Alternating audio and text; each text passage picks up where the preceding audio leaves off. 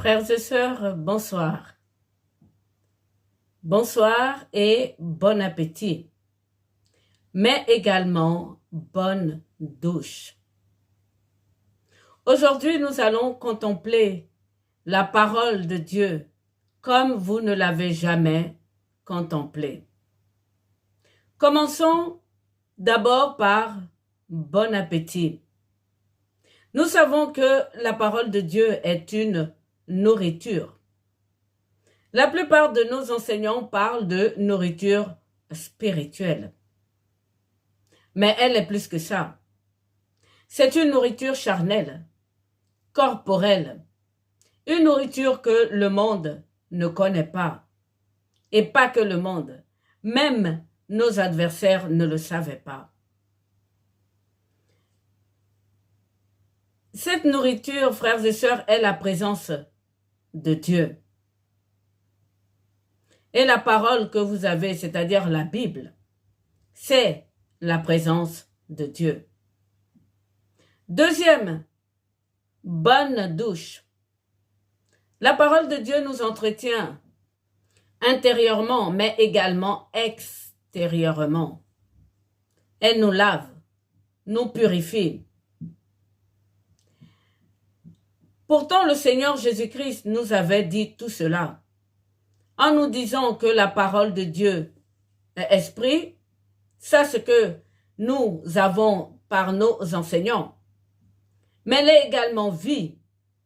Et c'est ce que nous allons contempler aujourd'hui dans cette vidéo. C'est une nourriture charnelle et corporelle. Mais elle est également entretien.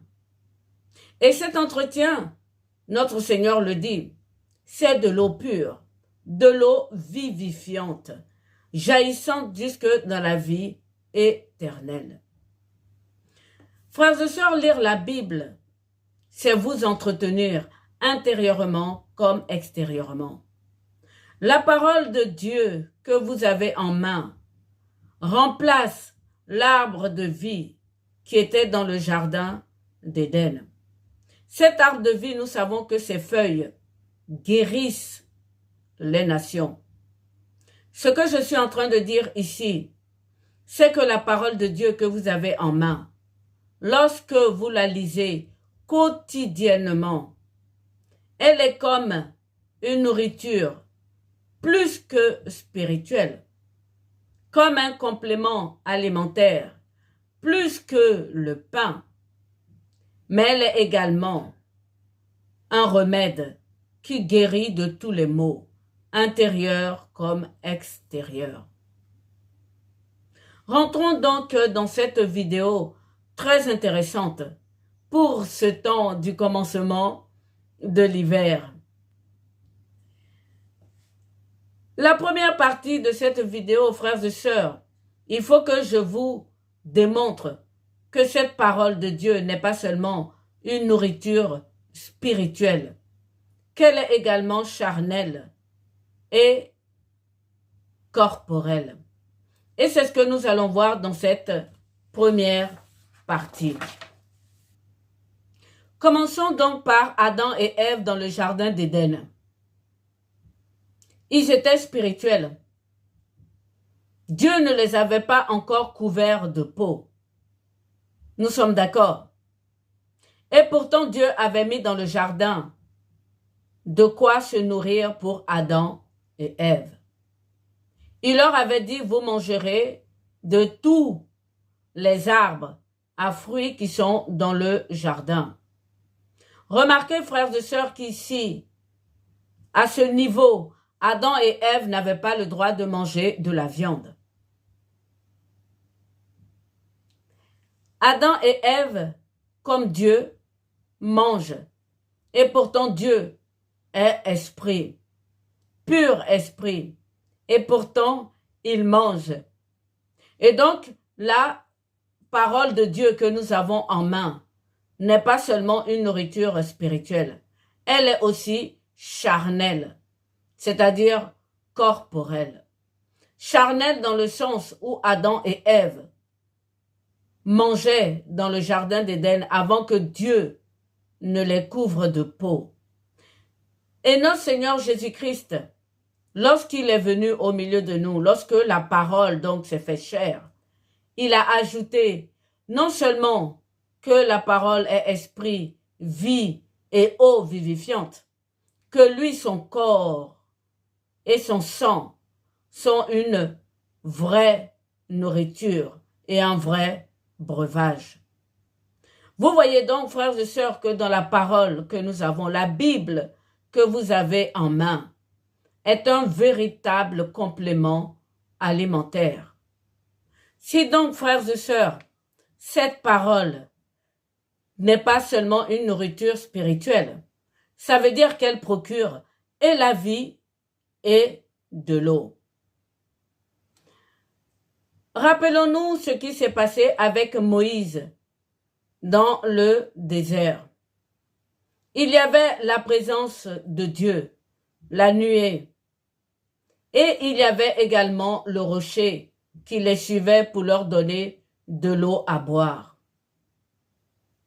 Aujourd'hui, nous avons la Bible en main, imprimée, éditée presque dans toutes les langues, pour que toutes les âmes humaines puissent être nourries charnellement et qu'ils aient cette eau vivifiante jusque dans la vie éternelle et qu'ils aient également le corps et le sang du Christ.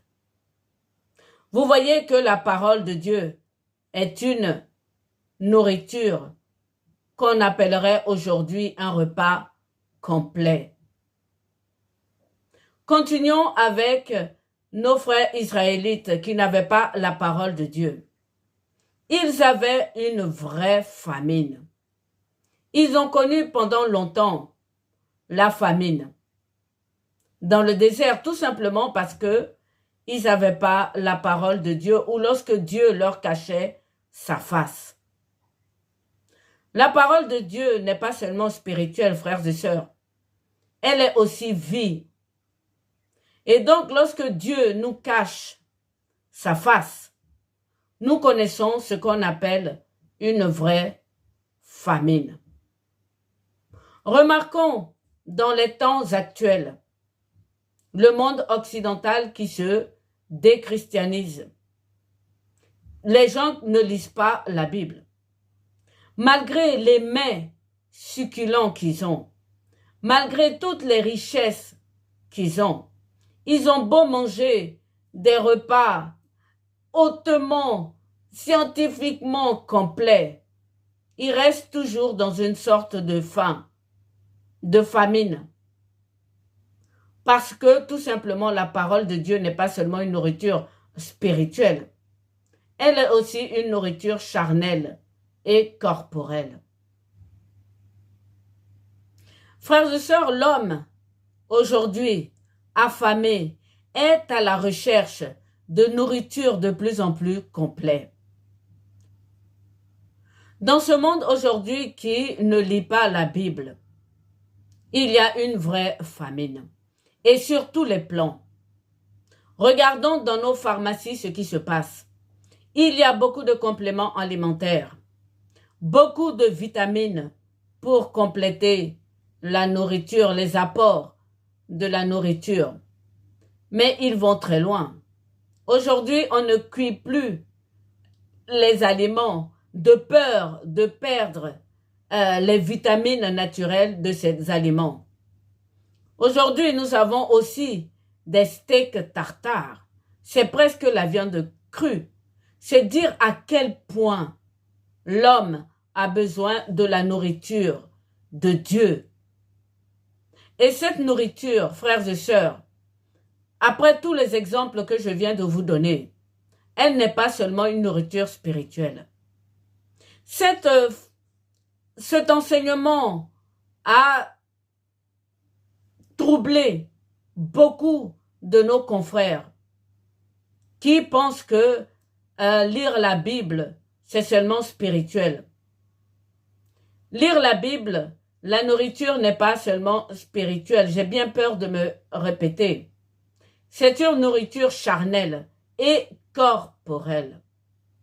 Lorsque vous lirez la Bible, frères et sœurs, Vous n'aurez pas besoin de compléments alimentaires. Vous n'aurez pas besoin de vitamines C, A, B, D vendues dans les pharmacies. Vous n'aurez pas non plus besoin de manger des steaks tartare. Frères et sœurs, Jésus-Christ, par l'Eucharistie à la messe, ce morceau de pain,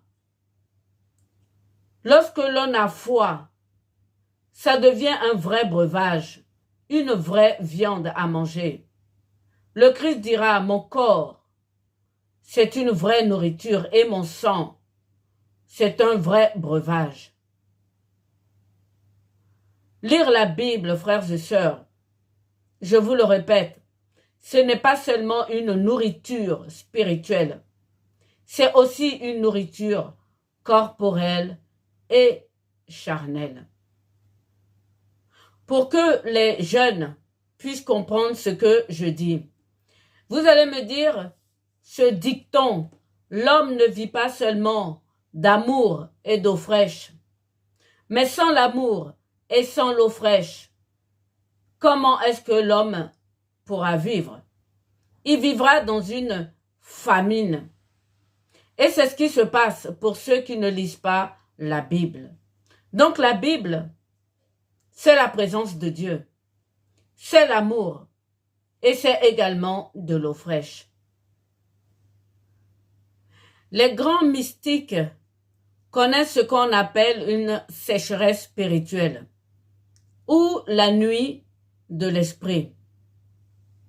C'est-à-dire que eux, malgré leur lecture de la Bible, arrivés à un certain moment spirituellement, ils ne peuvent plus prier.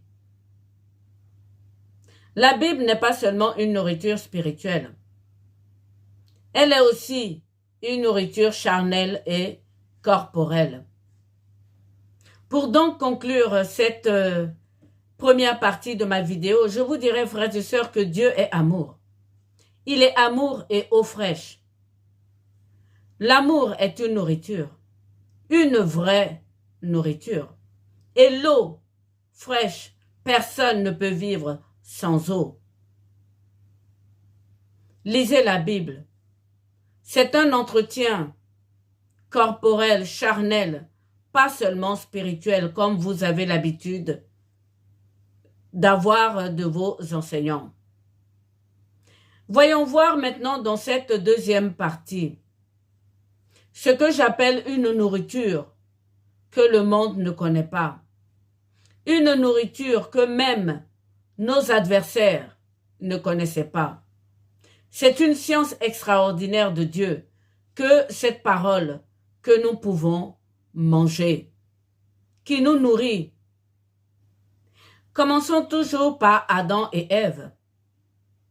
La seule plante qui n'avait pas le droit de manger, qui était l'herbe de la semence, de l'expérience du bien et du mal. Lorsqu'ils l'ont mangé et qu'ils ont été chassés du jardin d'Éden, donc de la présence de Dieu, ils ont continué à se nourrir. Ils ont continué à boire de l'eau. Mais qu'est-ce qui se passait avec cette nourriture?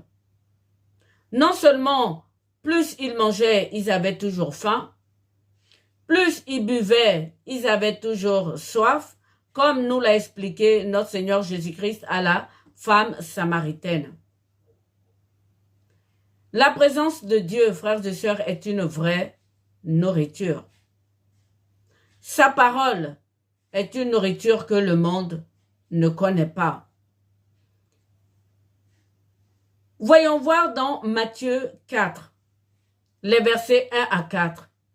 C'est-à-dire que lorsque notre Seigneur Jésus-Christ est sorti du désert après avoir jeûné 40 jours et 40 nuits, nous les humains, nous ne pouvons pas faire ça aujourd'hui. Je sais qu'il y a des pasteurs qui disent qu'ils l'ont fait. Pourquoi pas? Si notre Seigneur Jésus-Christ, qui s'est fait vrai Dieu et vrai homme, l'a fait, peut-être qu'ils peuvent le faire. Mais voyons plutôt ce que notre Seigneur Jésus-Christ a dit à l'un de nos adversaires, c'est-à-dire le tentateur. Celui qui est venu auprès de lui sachant qu'il avait faim, après 40 jours de jeûne. Il dit ceci.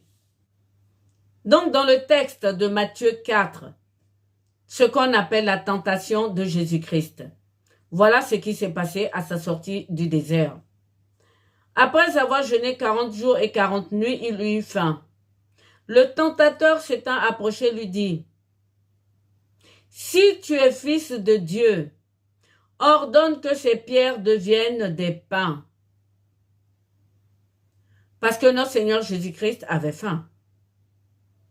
Il est sorti de la présence de Dieu dans le désert.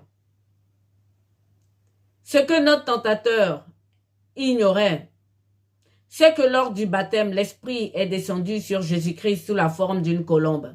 Il n'était pas là. Et voici la réponse de notre Seigneur Jésus-Christ. Il est écrit, l'homme ne vivra pas de pain seulement, mais de toute parole qui sort de la bouche de Dieu. Il est écrit. Eh oui, la parole écrite, frères et sœurs, que nous lisons, est une nourriture. Une nourriture que le tentateur ne connaissait pas. Eh oui, le diable ne le savait pas. Dieu est amour, frères et sœurs. Lorsque nous avons mangé cette herbe de la connaissance du bien et du mal et que nous avons été chassés du jardin de Dieu, donc de la présence de Dieu, qui était une vraie nourriture pour nous, Adam et Ève ne le savaient pas. Nos tentateurs non plus ne le savaient pas. Et donc Dieu, en venant nous racheter, a envoyé sa parole dans le monde, comme sa présence au milieu de nous.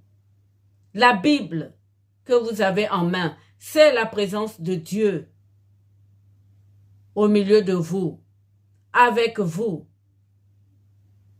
Je continue. Il est dit, l'homme ne vivra pas de pain seulement. Ici, le verbe, c'est au futur.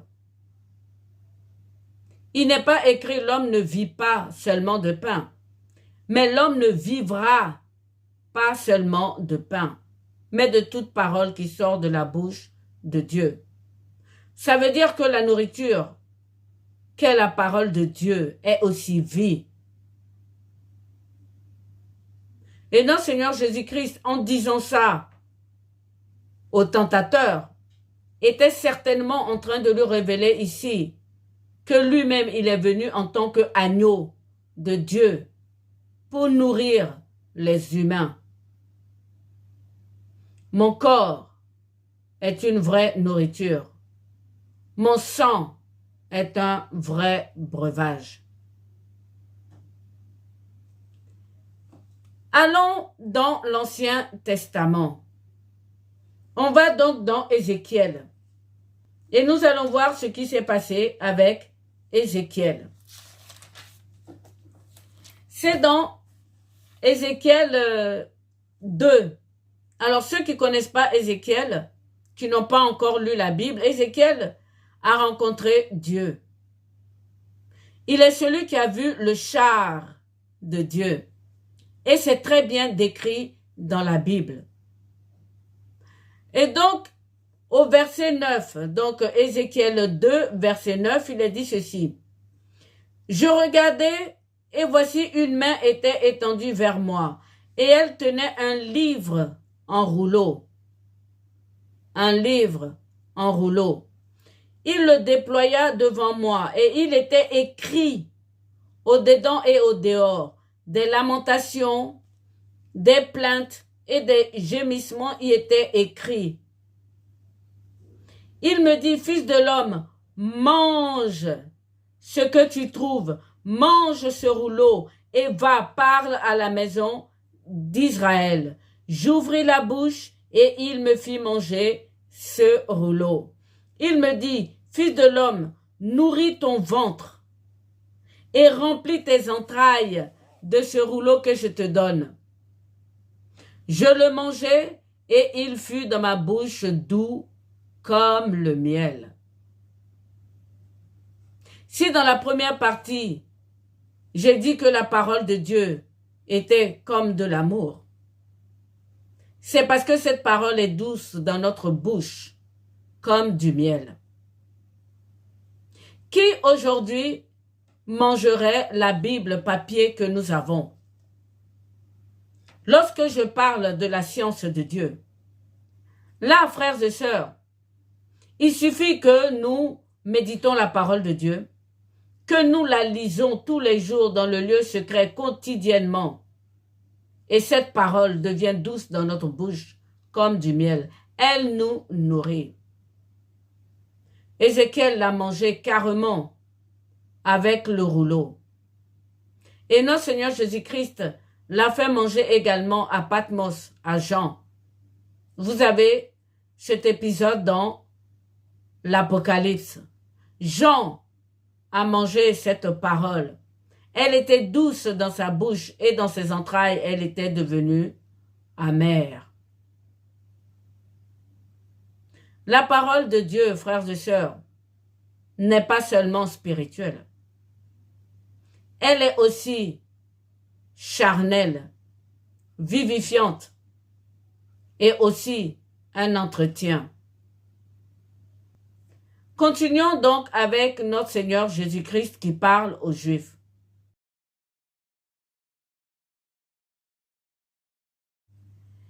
Notre Seigneur Jésus-Christ a déconstruit, frères et sœurs, toutes les traditions que nous pouvons connaître.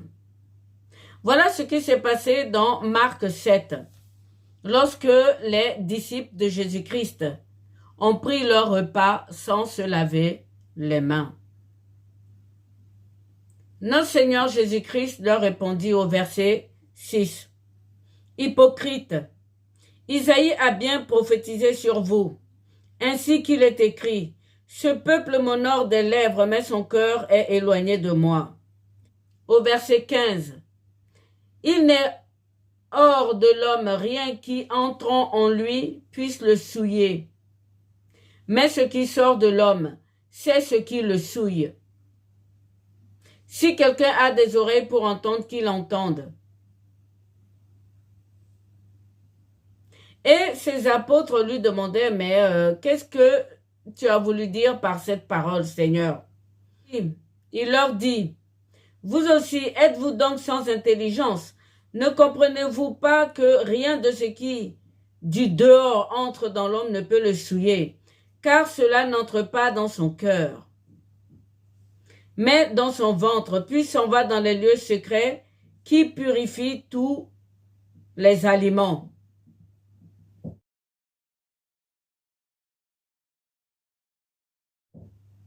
Dans le lieu secret qui purifie tous les aliments. Il dit encore, ce qui sort de l'homme, c'est ce qui souille l'homme. Car c'est du dedans, c'est du cœur de l'homme que sortent les mauvaises pensées, les adultères, les débauches, etc. Toutes choses mauvaises sortent de l'homme et souillent l'homme. Rien de ce qui est dans ce monde, frères et sœurs, ne souille l'homme. Voilà où je veux en venir. Notre Seigneur Jésus-Christ, lui-même, étant la parole de Dieu venue dans ce monde, les pharisiens lui reprochaient de ne pas se laver les mains avant de manger, alors que lui-même, il est pur, il est saint.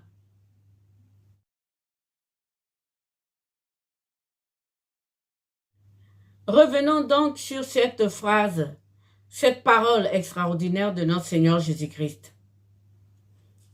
Ne comprenez-vous pas que rien de ce qui du dehors entre dans l'homme ne peut le souiller? Cette parole veut dire pour quelqu'un qui lit la Bible régulièrement, qui s'entretient avec la parole de Dieu. Rien de ce qui vient de l'extérieur ne peut souiller cette âme. Notre Seigneur Jésus-Christ dira, allez dans le monde entier proclamer la bonne nouvelle. Ceux qui croiront, même lorsqu'ils mangeront du poison, il ne leur fera rien. Eh oui, Il y en a de grands spirituels, des hommes qui lisent la Bible tous les jours, qui sont empoisonnés et que le poison ne leur fait rien. À plus forte raison des aliments parce qu'ils n'ont pas lavé leurs mains. Remarquez, frères et sœurs, que la création de Dieu est belle et sainte, même s'il y a le péché. Ce que notre Seigneur Jésus-Christ était en train de dire, il dit, mais ouvrez les yeux. Considérez l'œuvre de Dieu. L'œuvre de Dieu est grandiose. Elle est pure, comme lui-même il est pur. Elle est sainte, comme lui-même il est saint. C'est nous qui souillons tout. Mais continuons. Voilà encore ce que notre Seigneur Jésus-Christ dit. Il dit ceci, « Car cela n'entre pas dans son cœur, mais dans son ventre, puis s'en va dans les lieux secrets qui purifient tous les aliments. » Ces lieux secrets, c'est Dieu qui les a créés. Ces lieux secrets, c'est Dieu qui s'y trouve. Et c'est lui qui purifie tout.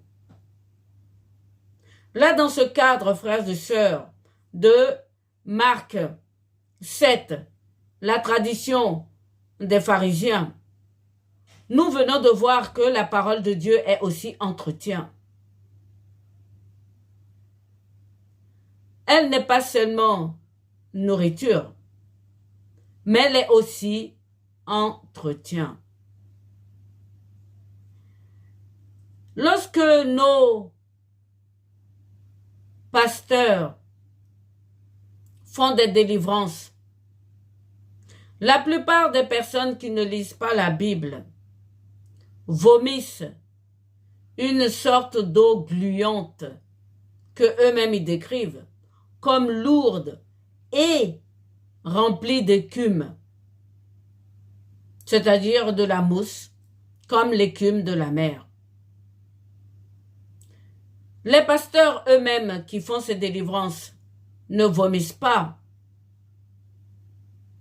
tout simplement parce que eux, ils lisent la Bible quotidiennement. Lorsque nous lisons la Bible, la parole de Dieu, tous les jours, l'eau vivifiante de cette parole dilue cette eau gluante. L'eau vivifiante de la parole enlève toute l'écume de la mer, c'est-à-dire la salive mousseuse. Lire la Bible, frères et sœurs, tous les jours, c'est aussi un entretien. Ces mêmes pasteurs, je peux vous dire, j'en ai écouté beaucoup de vidéos de délivrance, guérissent même de la constipation. C'est pour vous dire à quel point quelqu'un qui lit la Bible, la nourriture qui rentre dans son ventre ne le constipe pas, mais coule normalement.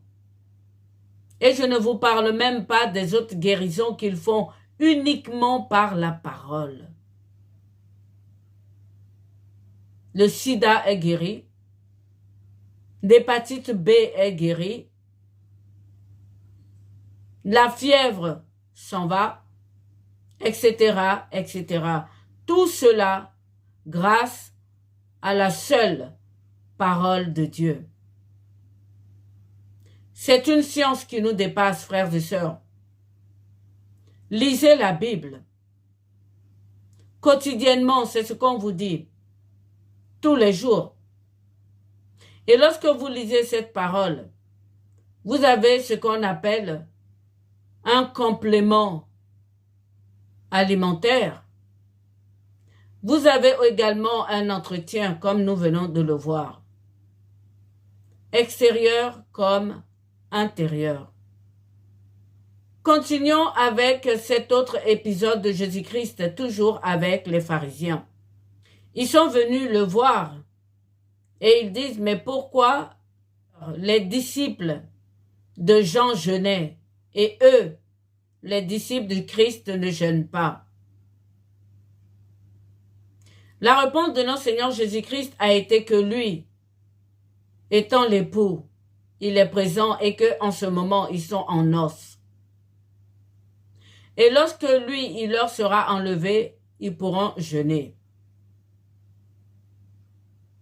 Combien d'entre vous aujourd'hui veulent faire le jeûne de Daniel? Le jeûne de Daniel, c'est le jeûne avec la prière. Le jeûne avec la parole de Dieu. Lorsque les disciples étaient avec le Seigneur, ils ne pouvaient pas jeûner. Parce que la présence de Dieu, frères et sœurs, je vous le dis, c'est une nourriture.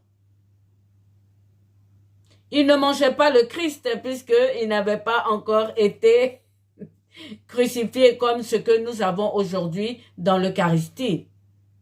Mais sa seule présence était comme de l'amour et de l'eau fraîche. Ils étaient tous presque enivrés de sa présence. Et donc c'est une vraie nourriture, la présence de Dieu, le Père comme le Fils. Aujourd'hui, avec la parole de Dieu, nous sommes en os. Lorsqu'il est dit dans la parole que Dieu a préparé son veau gras et qu'il convie les invités à une noce, c'est cela le travail que je suis en train de faire. Lorsque je vous invite à lire la Bible, quotidiennement dans le lieu secret, le veau gras est dans la Bible. Nous sommes au temps de noces. La Bible, c'est cette nourriture extraordinaire de ces temps de noces.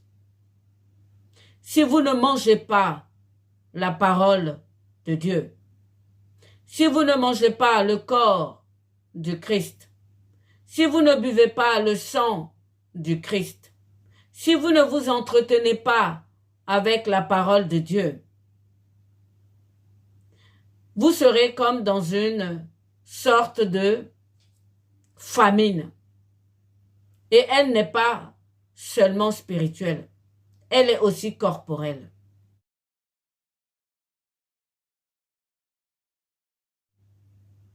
Continuons avec cet autre cas, frères et sœurs, du probiotique et de l'antibiotique. C'est un évêque lors d'un synode au Maghreb qui a parlé du probiotique et de l'antibiotique. Frères et sœurs, nous sommes nombreux à nous jeter sur l'antibiotique.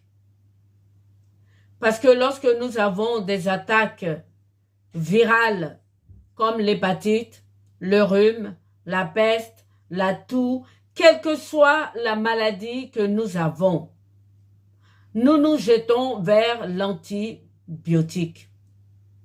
Alors que l'antibiotique, frères et sœurs, littéralement signifie contre la vie. Et pourtant, ce monde qui est une copie du monde parfait de Dieu propose dans ses pharmacies aussi ce qu'on appelle le probiotique. Pourquoi ne prenons-nous pas le probiotique à la place de l'antibiotique? Le probiotique, c'est la vie. C'est fait avec des organismes vivants. Alors que l'antibiotique, il y a même des produits synthétiques. Des produits pas naturels, comme certaines vitamines que nous avons. Alors que la Bible, frères et sœurs, la parole de Dieu est vivante, tout comme Dieu est vivant. L'homme ne vit pas seulement de pain, mais de toute parole qui sort de la bouche de Dieu.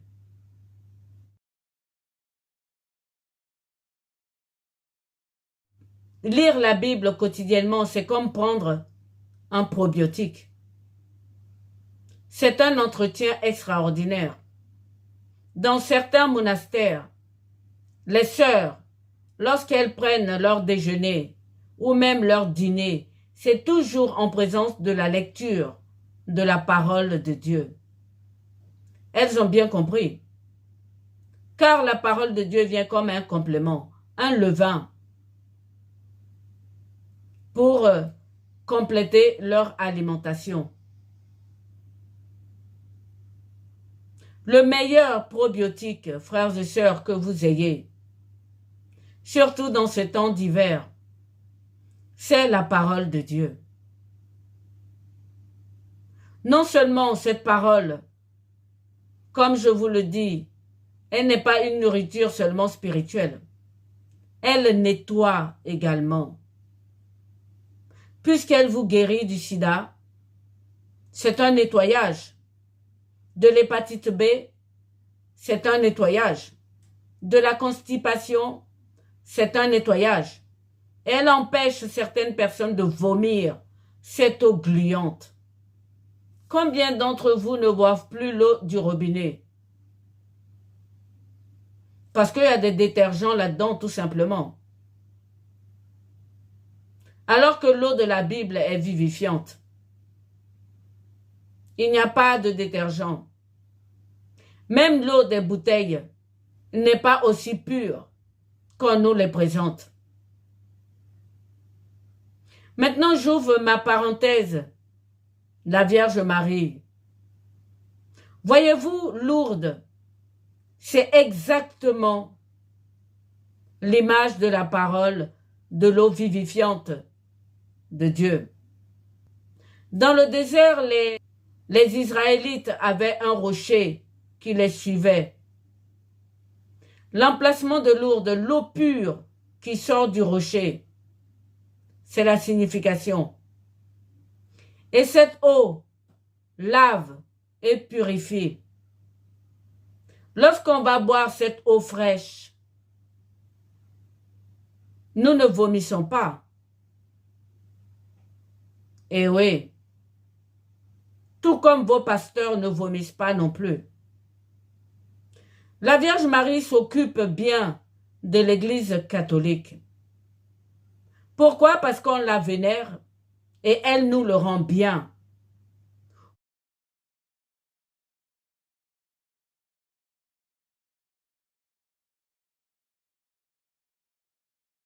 Boire de l'eau de Lourdes, c'est tout simplement parce que la Mère de Dieu s'est rendue compte que les catholiques, pas tous, nous, les petits, nous mangeons le corps du Christ, nous buvons le sang du Christ.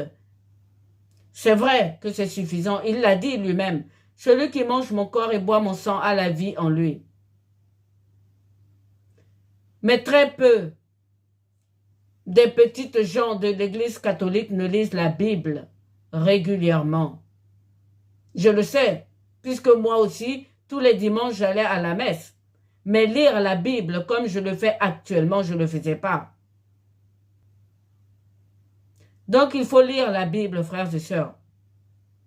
Et c'est parce que nous ne lisons pas la Bible que la Vierge Marie nous a fait susciter justement cette eau pure et ce rocher.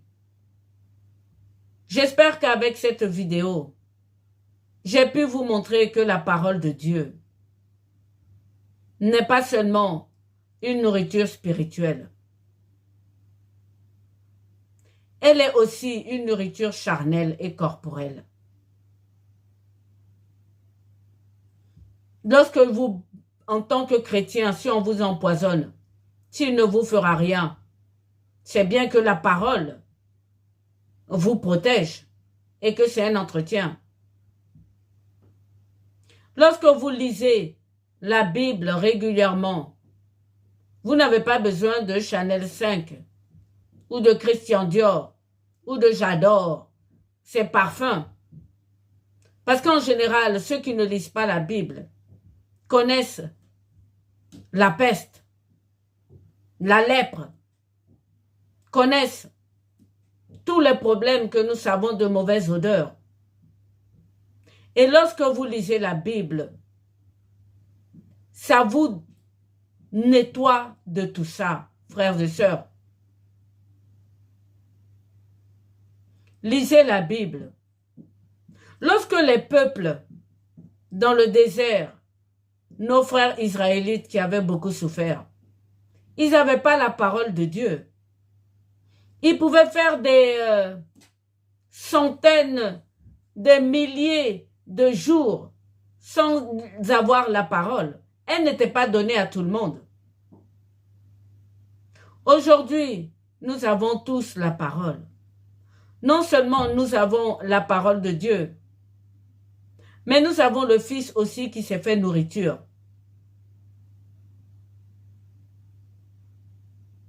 Lisez la parole, frères et sœurs. La parole de Dieu est une nourriture que ce monde ne connaît pas. La parole de Dieu est un entretien que ce monde ne connaît pas. Tout comme l'homme a besoin d'amour pour vivre, la parole de Dieu est comme l'amour. Tout comme l'homme a besoin d'eau fraîche pour vivre, la parole de Dieu est cette eau fraîche qui nettoie à l'intérieur comme à l'extérieur. Quant au corps et au sang du Christ, c'est aussi la viande.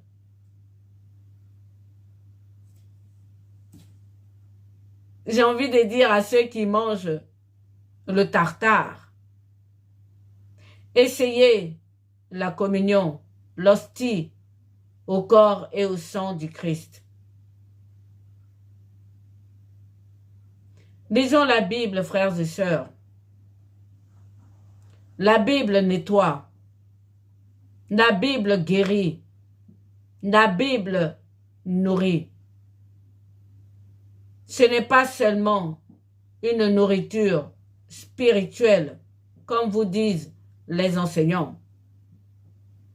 C'est aussi une nourriture charnelle, corporelle. Voilà, frères et sœurs, pour cette vidéo. Bonsoir.